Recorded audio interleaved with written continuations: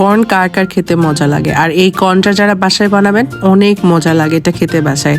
আর আমি এটা হচ্ছে বাইরের থেকে নিয়েছি কর্নগুলো, যেগুলো পার পিস 70 টাকা নিয়েছে। আর আপনি যদি ভ্যানে যারা বিক্রি করে পুড়িয়ে তাদের থেকে 50 টাকা 40 টাকা রেটে খেতে হয়। সো আমি ভাবলাম যে বাসায় চেষ্টা করি, আর হচ্ছে বাসার কিছু মশলা বানাবো আমি।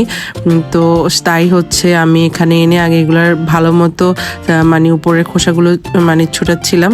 আর এখানে হচ্ছে গোচুজাং যে পেস্টটা আছে সেটা ইউজ করব। এখানে পিঙ্ক সল্ট নিয়েছি, নর্মাল সল্ট নিলেও চলবে, আর অবশ্যই লেমন, আর হচ্ছে কিছু গুঁড়া মরিচের মশলা। তো আমি এখানে 1 চা চামচ হচ্ছে নিয়ে নিলাম হচ্ছে গোচুজাং। আর এই পেস্টটা আমার কাছে খুবই ভালো লাগে, যদিও এটার মনে হয় না টেস্টে কোনো ভ্যারি করে, আমি জানি না, ডোন্ট নো। সো আমি এখানে কিছু চাট মশলাও দিয়েছি এবং সরিষার হচ্ছে তেল দিয়েছি। তারপরে লেবুটা চিপে এই পেস্টটা খুব সুন্দর মতো তৈরি করেছি। এটা দেখতে এখনই অনেক লোভনীয় লাগছে। তো গ্যাসের চুলায় হচ্ছে আমি হালকা হালকা করে এটা পোড়াচ্ছিলাম। এটা পোড়াতে বেশি সময় লাগে না, এটা যেহেতু অনেক নরম এটার ভিতরে, এটা খেতেও মানে অনেক মজা লাগে, মিষ্টি মিষ্টি লাগে।